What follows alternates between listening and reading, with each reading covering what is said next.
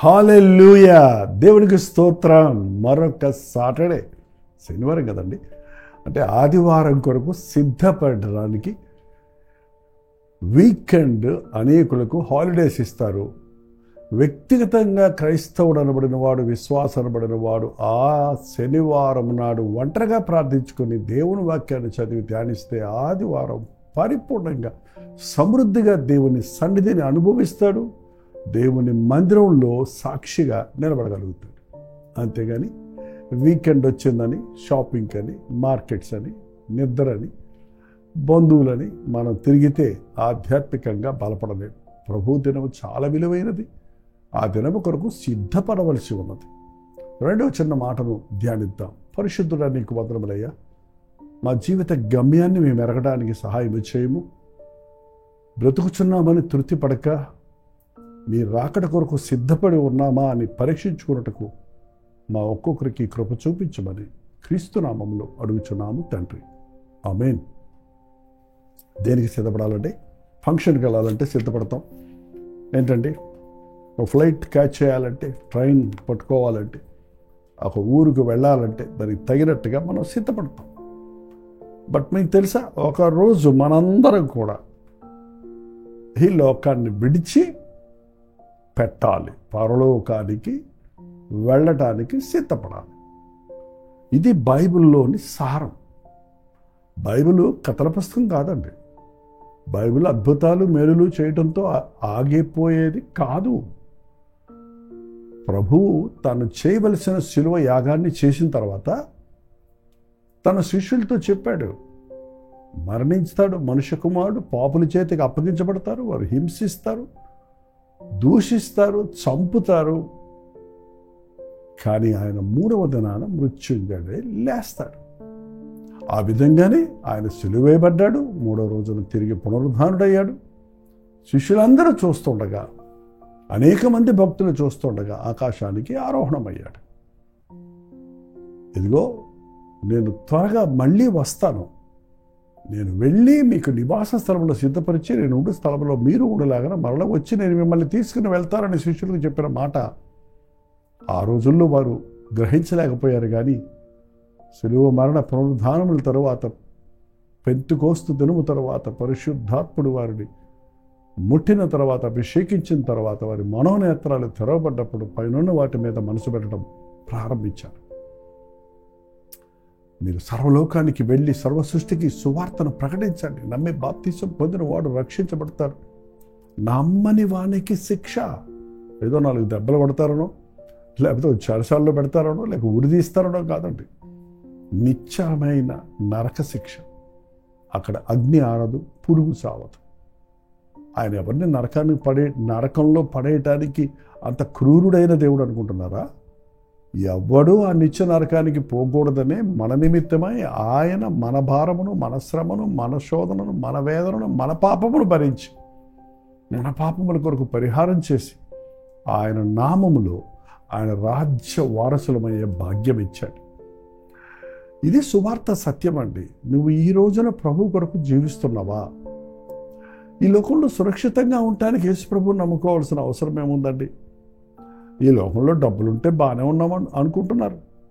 ఈ జీవితకాలం మట్టుకు మనం ప్రభునంత విశ్వాసం ఉంచితే అసలు ఈ లోకంలో ఉన్న వాళ్ళందరికంటే దౌర్భాగ్యమని బైబిల్ చెప్తుంది. మనం ప్రభు రాకడ కొరకు ఎదురు చూడాలి. బైబిల్లో అన్నీ నెరవేరినాయి, అనేక వాగ్దానాలు నెరవేరినాయి, అనేక ప్రవచనాలు నెరవేరినాయి. రాకడ మాట కూడా నెరవేరబోతుంది.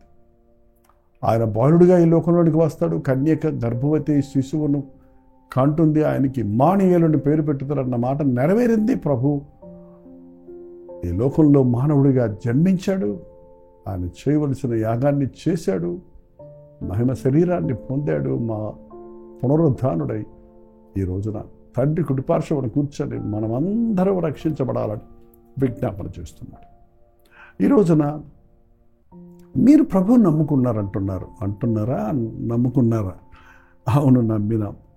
ప్రభువుని నమ్మామనగానే సువార్త నమ్మటం అంటే నా పాపములు యేసుక్రీస్తు రక్తంలో కడగబడినవి, నేను దూషిని, నరకపాత్రుడను, నా స్థానంలో నా కొరకు ప్రభు మరణించాడు కనుక నాకు పాపక్షమాపణ దొరికిందన్న విశ్వాసం నీకు రావాలి. క్రీస్తు యేసునందున్న వారికి ఏ శిక్షా విధి లేదు. రెండవది, ఆయన తిరిగి వస్తాడు. ఆయన వచ్చి తనతో పాటు మనల్ని తీసుకొని వెళ్తారు. ఒకవేళ ఆయన రాకముందు మనం చనిపోయినా మన హృదయం నిర్మలంగా పెట్టుకుంటే, మన విశ్వాసంతో ఎదురు చూస్తుంటే ప్రభునందు మృతి పొందిన వారు ధన్యులు. వారు ఆయన తిరిగి వచ్చినప్పుడు పరిశుద్ధులుగా తిరిగి దూతలతో, పరిశుద్ధుల సమూహములతో తిరిగి వస్తారు. ఒకసారి ప్రభువు తన శిష్యులతో మాట్లాడిన కొన్ని మాటలు మార్కు సువార్త 13వ అధ్యాయంలో ఉన్నది. మీరు ఈ దినము కొంచెం చదవండి. మనకు అనుదిన ధ్యానంలో ప్రతి వచనము వివరించడానికి టైం చాలదు కనుక మీకు ఒక బిట్టు మీకు ప్రేరేపడగలగడానికి, మీకు ఆ విషయమై ఒక క్యూరియాసిటీ కలగడానికి, మీరు దేవుని మాటలు ఎరగడానికి, దేవుని రాకడ కొరకు సిద్ధపడడానికి మార్కు సువార్త 13వ అధ్యాయం, అలాగే మత్తయి సువార్త 24వ అధ్యాయం మీరు దయచేసి చదివి ధ్యానించండి. ఒకరోజు 13వ అధ్యాయం 3వ వచనంలో ఆయన దేవాలయం ఎదుట ఒలీవ కొండల మీద కూర్చుండగా పేతురు, యాకోబు, యోహాను, అంద్రెయ అను వారు ఆయన ఎద్దుకు ఆయనను చూచి, 8 మంది శిష్యులు ఏ పనిలో ఉన్నారు కానీ పేతురు, యాకోబు, యోహాను, అంద్రెయ అను వారు ఆయన దగ్గరకు వచ్చి, ఇవి ఎప్పుడు జరుగును? ఇవి అన్నీ నెరవేరు కాలమునకు ఏ గుర్తులు కలుగును? అది మాతో చెప్పుమని ఆయనను ఏకాంతముగా అడుగుగా. అదే మత్తయి సువార్తలో చూసినట్లయితే ఒకసారి 24వ అధ్యాయము 3వ వచనంలోనే, ఇవి ఎప్పుడు జరుగును? మీ రాకడకును యుగ సమాప్తికిని సూచనలేవి మాతో చెప్పమనగా. ప్రభు చెప్పాడు, నేను తిరిగి వస్తాను, మేఘారూఢుడై వస్తాను, మనుష్య కుమారుడు ఆకాశం నుండి దిగివచ్చుట మీరు చూచెదరు అన్నప్పుడు ఆ కయపకు అర్థం కాక వస్త్రాలు చించుకున్నాడట. శిష్యులతో చెప్పాడు, నేను వెళ్ళి మళ్ళీ వస్తా, మిమ్మల్ని తీసుకొని వెళ్తాను. ఎప్పుడు వస్తావయ్యా? ఎప్పుడు జరుగుతాయి ఇవన్నీ? నీ రాకడెప్పుడు? ఈ యుగ సమాప్తి ఎప్పుడు? 2 మాటలు ఉన్నాయండి అక్కడ. నీ రాకడ ఎప్పుడు? యుగ సమాప్తి ఎప్పుడు? వాటి గుర్తులేంటి? మేము సిద్ధపడడానికి కొంచెం గుర్తులు చెప్పవా? తారీఖు చెప్పడంలో ఏ రోజు వస్తారో చెప్పరు. ఆయన ఏ గడియలో వస్తాడో ఎవ్వరికీ తెలియదు. మీరు అనుకొనని గడియలో ఆయన దొంగ, అంటే దొంగ కాదు, దొంగోడు చెప్పకుండా వస్తాడు చూసారా, అట్లా ఆకస్మికంగా ఆయన రాకడ ఉంటుంది.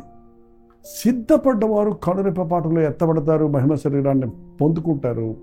విడువబడిన వారికి మహా శ్రమల పాలవుతాడు. ఇది ఎప్పుడు జరుగుతుంది అని అడిగితే ప్రభు కొన్ని గుర్తులు చెప్పారు. ఎప్పుడు? అప్పుడు చాలా కాలం క్రితం, 2000 సంవత్సరాల క్రితం.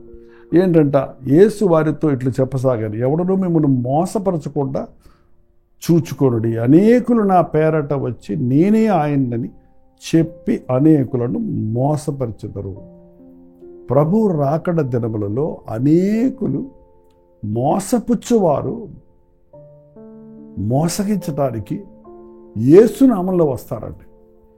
యేసునామాన్ని పెట్టుకొని ఇవాళ మోసం చేసేవాళ్ళు, లాభం సంపాదించుకునేవారు, స్వార్థం కొరకు వ్యాపారంగా దేవుని కొరకు బ్రతకాలనుకునేవారు, సేవ చేస్తారనుకునేవారు ఇప్పటికే మనం కనపడుతున్నారండి.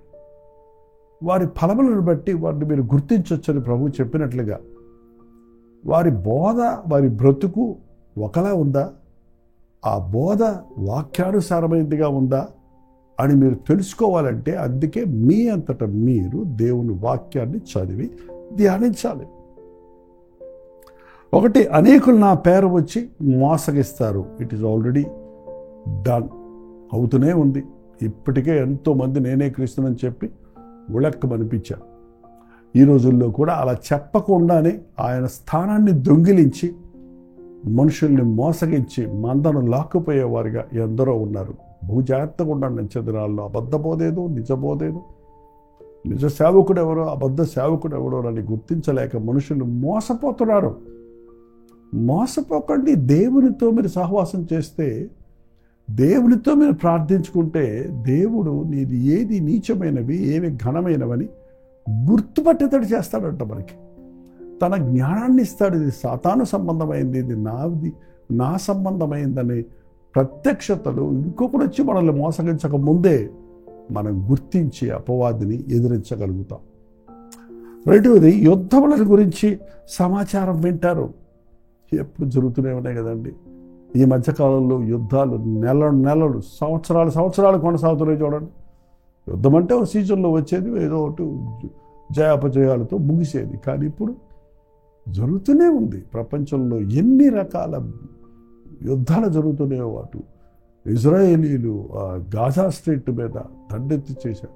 రష్యా వారు యుక్రెయిన్ వారు చూడండి జరుగుతూనే ఉంది. ఇవి కాక చిల్లర యుద్ధాలు ఎప్పుడు జరుగుతున్నాయి.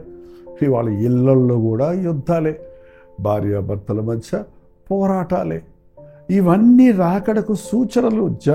జనము రాజ్యం మీద రాజ్యం లేస్తారు, భూకంపాలు కలుగుతాయి, కరువు వచ్చును. ఇది వేదనకు ప్రారంభం. 9వ వచనంలో, మిమ్మల్ని గురించి మీరు జాగ్రత్తగా ఉండండి. వారు మిమ్మును సభలకు అప్పగించి మిమ్మును సమాజ మందిరంలో కొట్టించెదరు. మీరు వారికి సాక్షార్థమై అధిపతులు ఎదుట, రాజులు ఎదుట నా నిమిత్తము నిలబడుదురు. ఏంటండి, ఈరోజు ఎంతోమంది సేవకుల్ని అపనిందలు వేసి అన్యాయపు కేసులు పెట్టి మత మార్పిడి చేస్తున్నారని హింసించేవారు ఇటు మన దేశంలోనూ మరి అనేక దేశాల్లో కూడా జరుగుతూనే ఉంది. ఇవన్నీ రాకడకు సూచనలు. దొంగతనం చేసినందుకో మరో నేరం చేసినందుకో కాదు, కానీ సువార్త ప్రకటించినందుకు, మేలు చేసినందుకు, సహాయం చేసినందుకు ఇవాళ ప్రభు కొరకు జీవించే వారిని చూస్తే మనుషులకి ఎగతాళి, మనుషులకు అసూయ, మనుషులకు ద్వేషం పుడుతుంది. అంటే పాపాన్ని ప్రేమించేవాడు ప్రభువును ప్రేమించలేడు గనుక అపవాది సంబంధులు దేవుని సంబంధులను హింసిస్తారు. ప్రభు దాన్ని అనుమతిస్తాడు. ఎందుకంటే ఈ లోక శ్రమలు మనకి మరింతగా ప్రభువును హత్తుకోవడానికి సాయం చేస్తాయి, కానీ పరలోకం నుంచి మనం దూరం చేయబండి. శ్రమలు తప్పించుకొని పరలోకాన్ని పోగొట్టుకుంటావో, లేక శ్రమలను సహించి పరలోక రాజ్యాన్ని స్వతంత్రించుకుంటారో అది మన ఇష్టం, మీ ఇష్టం, నా ఇష్టం, ఎవరిష్టం కాదు. జయించి వాణిని నాతో పాటు సింహాసనం మీద కూర్చోబెట్టుకుంటాను. పాపాన్ని జయించాలి. శరీరాశ, నేత్రాశ, జీవపడంబం ప్రభు జయించాడు. ఒక శరీరధారిగా ఈ లోకంలో ఉన్నప్పుడు మనకు మాదిరిగా పెట్టారు. అపవాదిని ఎదిరించండి, వాడు మీ ఎదురండి పారిపోతాడు. ఆయన చెప్పాడు, అనేకులు శ్రమల పాలవుతారు. క్రైస్తవులు యేసును నమ్మినందుకు నిన్ను బాధిస్తారు, ఎగతాళి చేస్తారు, అప్పగిస్తారు, మీరు చెరసాలల్లో పెట్టబడతారు, మీరు చంపబడతారు. ఇవన్నీ నా రాకడకు సూచనలు అనే మాట అక్షరాల నెరవేరుతుంది. మరో మాట, సకల జనులకు సువార్త ముందుగా ప్రకటించబడవలెను. ఆ విషయమే మత్తయి సువార్తలో అన్నాడు, అందరికీ సువార్త అందే వరకు ఆయన రాకడ తామసమవుతుంది. అది లూకా సువార్తలో చూస్తున్నాం. సకల జనులకు సువార్తను అందించబడాలి. ఇవాళ సోషల్ మీడియా ద్వారా అందరి చేతుల్లో, సెల్లులో, టీవీల్లో వాక్యం ఉందండి.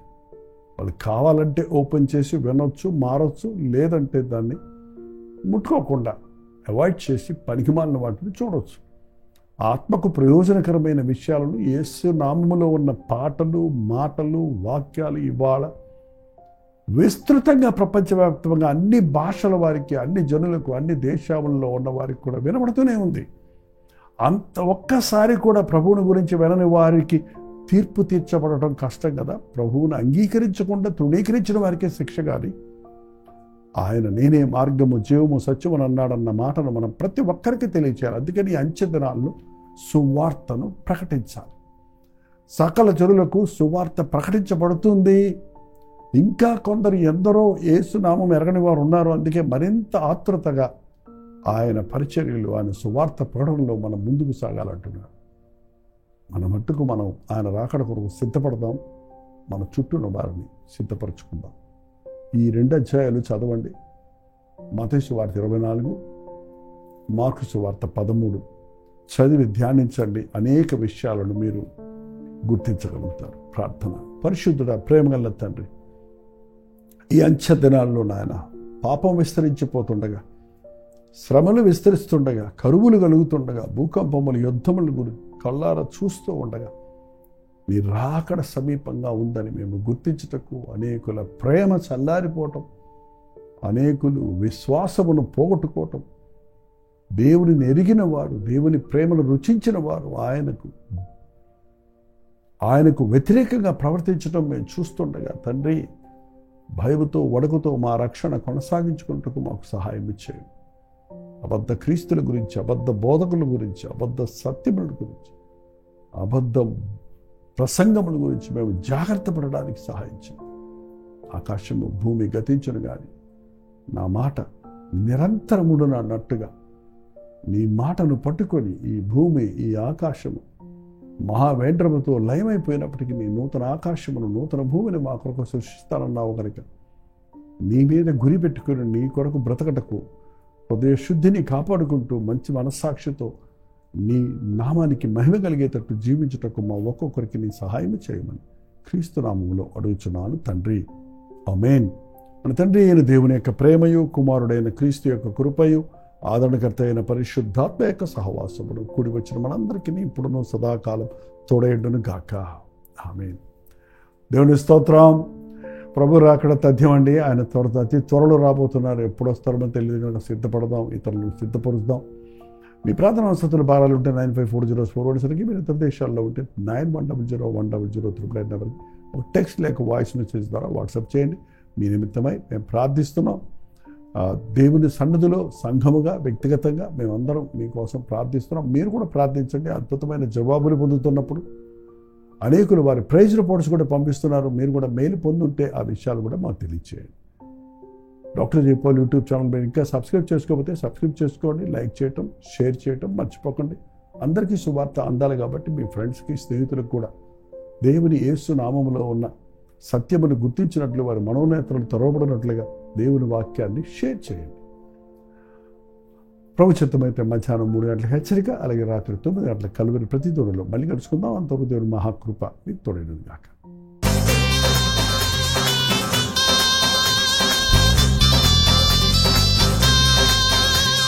హల్లెలూయా. కోల్కతా పరిసర ప్రాంతాల్లో ఉన్న వారికి శుభవార్త. ఎంతో కాలంగా ప్రార్థిస్తున్నాం, ఎదురు చూస్తున్నట్లుగా ఈ అక్టోబర్ 20వ తారీఖు అలాగే 21వ తారీఖు 2 రోజులు బరక్పూర్లో, కలకటాలో గెట్ టుగెదర్లు ఏర్పాటు చేస్తున్నాం. తప్పక మీరు వస్తారని, టీవీ కార్యక్రమాల ద్వారా వాక్యాన్ని వింటున్న మిమ్మల్ని నేరుగా చూడడానికి, వ్యక్తిగతంగా మీకోసం ప్రార్థించడానికి, మీ ప్రార్థనా భారాలు ప్రభు సన్నిధిలో ఉంచి విజ్ఞాపన చేయడానికి ఎంతో ప్రార్థనాపూర్వకంగా అక్టోబర్ 20, 21 తారీఖుల్లో కోల్కతాలో ఈ మీటింగ్స్ ఏర్పాటు చేస్తున్నాం. ముఖ్యంగా అక్టోబర్ 20వ తారీఖు బెరక్పూర్లో అసెంబ్లీస్ ఆఫ్ క్రైస్ట్ చర్చ్ ఆవరణలో ఈ 1 డే గెట్ టుగెదర్ ఏర్పాటు చేయబడుతుంది. అలాగే 21వ తారీఖు కోల్కతా సిటీలో బైబిల్ సొసైటీ ఆఫ్ ఇండియాలో ఈ 1 డే గెట్ టుగెదర్ ఏర్పాటు చేయబడుతుంది. ఈ విషయమై మీకు ఇంకా వివరాలు కావాలంటే ఇక్కడ ఇవ్వబడినటువంటి ఫోన్ నెంబర్కి మీరు కాల్ చేయండి, లేదా ఈ QR కోడ్ని మీరు స్కాన్ చేసుకోండి. చిరునామా గమనించండి. Assemblies of Christ church, river side road, Barrackpore, west Bengal. సాయంత్రం 5 గంటలకి. అలాగే అక్టోబర్ 21వ తారీఖు కోల్కతాలో Bible society of India, new market area, Jawaharlal Nehru road, Dharmatala, Kolkata మధ్యాహ్నం 2 గంటల నుంచి సాయంత్రం 7 గంటల వరకు మాత్రమే. సమయాలు, తారీఖులు గమనించండి. ఈ 2 సెషన్స్లో మీరందరూ పాల్గొంటారని, ముఖాముఖిని చూడటానికి, మీకోసం ప్రార్థించడానికి అవకాశం కలుగజేస్తారని ఆశిస్తూ మీ దగ్గరకు వస్తున్నాం. రండి, మనందరం కలిసి ప్రభువుని ఆరాధిద్దాం, దీవించబడదాం. శరణం ఈసా మసీహ్ శరణం.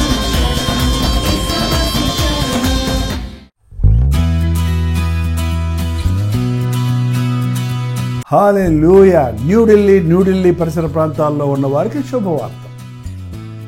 ప్రవచితమైతే ఈ నవంబర్ 12వ తారీఖున YWCA కాన్స్టంటియా హాల్లో 1 డే గెట్ టుగెదర్ను న్యూఢిల్లీలో మీ కొరకు ఏర్పాటు చేస్తున్నాం. మధ్యాహ్నం 2 గంటల నుంచి 6 గంటల వరకు, అలాగే 6 గంటల నుంచి 9 గంటల వరకు జరిగే ఈ 2 సెషన్స్ తెలుగువారు, హిందీ వారు, తమిళ వారు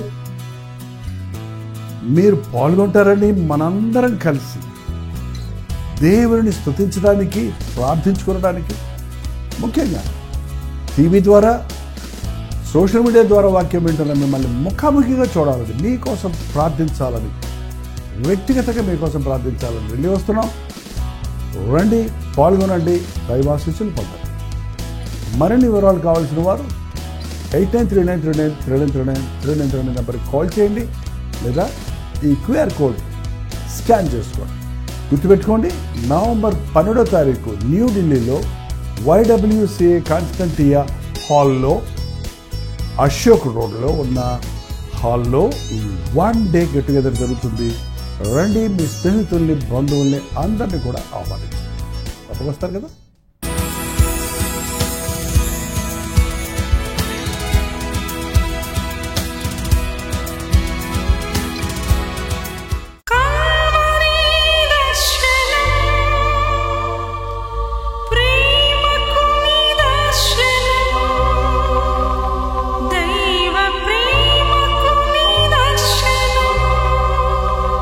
తెలుగు, తమిళ, హిందీ, మలయాళం, బెంగాలీ, ఒరియా అనే 6 భాషల్లో టెలివిజన్ ప్రోగ్రామ్స్ కొనసాగుతూనే ఉన్నాయి.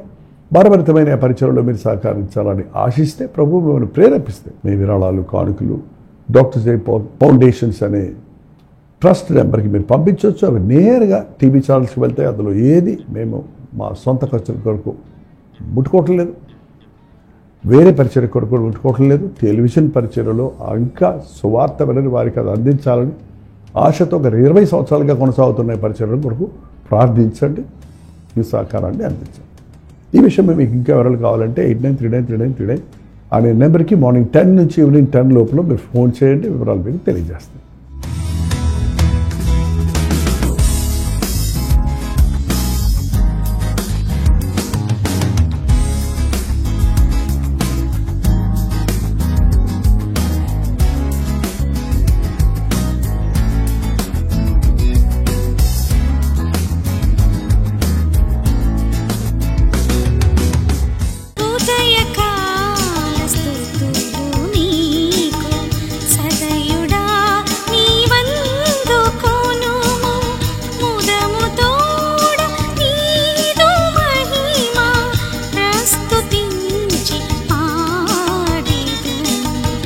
ఉదయ